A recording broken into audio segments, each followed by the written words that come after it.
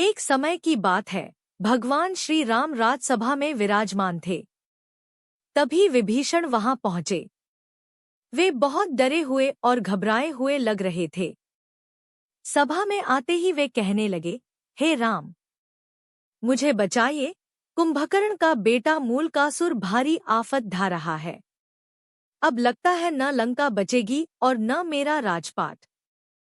भगवान श्री राम ने उन्हें धीरज बंधाया और पूरी बात बताने को कहा। विभीषण ने बताया कि कुंभकर्ण का एक बेटा मूल नक्षत्र में पैदा हुआ था, इसलिए उसका नाम मूलकासुर रखा गया। इसे अशुभ मानकर कुंभकर्ण ने उसे जंगल में फिंकवा दिया था। जंगल में मधुमक्खियों ने मूलकासुर को पाला। बड़ा होकर उसने कठोर तपस्या से ब्रह्मा जी को प्रसन्न किया और उनसे वरदान पा लिया। अब उसी वरदान और बल के घमंड में वह भयानक उत्पात मचा रहा है।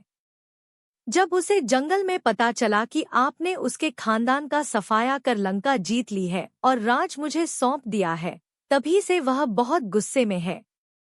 भगवन, जिस दिन आपने मुझे राजपाट सौंपा, उसके कुछ दिन बाद ही वह पातालवासियों के साथ लंका पहुंचकर मुझ पर हमला बोल दिया।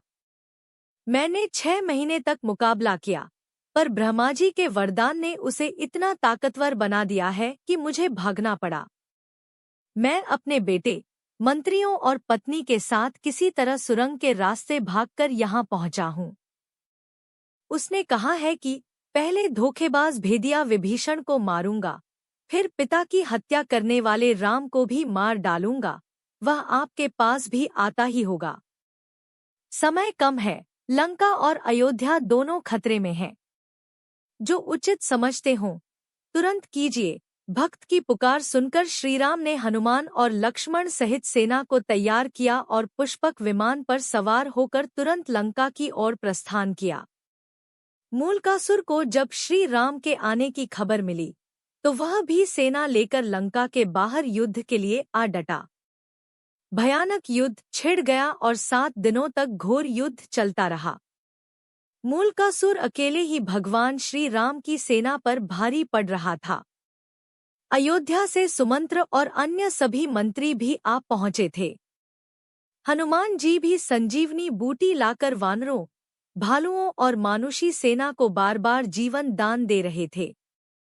इतना सब होने पर भी युद्ध का कोई नतीजा पक्ष में जाता नहीं दिखा, इसलिए भगवान चिंतित थे। विभीषण ने बताया कि मूलकासुर रोजाना तंत्र साधना करने एक गुप्त गुफा में जाता है। तभी ब्रह्मा जी वहां प्रकट हुए और भगवान से बोले, रघुनंदन, इसे तो मैंने स्त्री के हाथों मरने का वरदान दिया है। आपका प्रयास बेकार ही जाएगा। श्री राम, इससे संबंधित एक बात और है।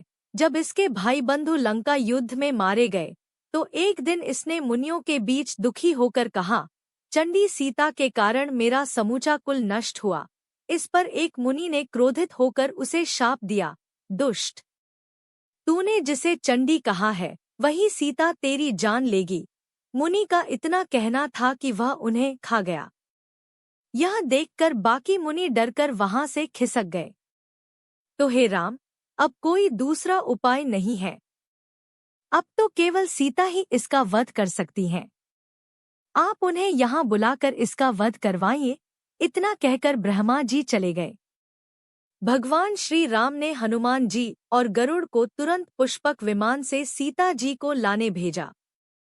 सीता देवी देवताओं की मन्नतें मना रही थी, तुलसी, शिव प्रतिमा और पीपल के फेरे लगा रही थी, ब्राह्मणों से पाठ, रुद्री का जप करा रही थी, दुर्गा जी की पूजा कर रही थी कि विजय श्री राम शीघ्र लौटें। तभी गरुड़ और हनुमान जी उनके पास पहुंचे और राम जी का संदेश सुनाया। पति का संदेश सुनकर सीता तुरंत चल दी। भगवान श्री राम ने उन्हें मूलकासुर के बारे में सब कुछ बताया। फिर तो भगवती सीता को क्रोध आ गया।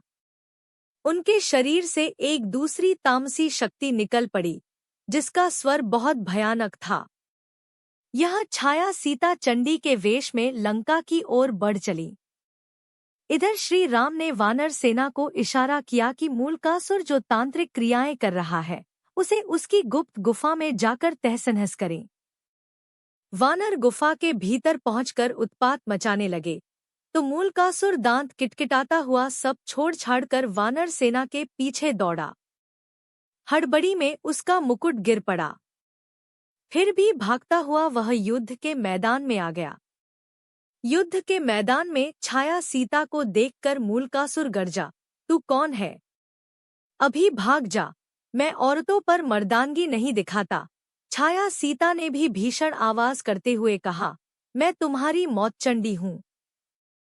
तूने मेरा पक्ष लेने वाले मुनियों और ब्राह्मणों को खा डाला था, अब मैं तुम्हें मारकर उसका बदला चुकाऊंगी।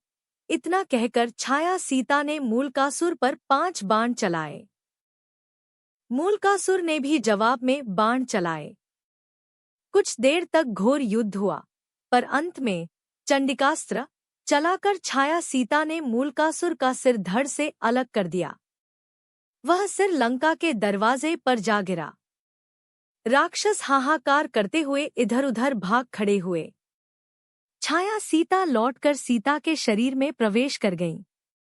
मूलकासुर से दुखी लंका की जनता ने मां सीता की जय जयकार की और विभीषण ने उन्हें धन्यवाद दिया।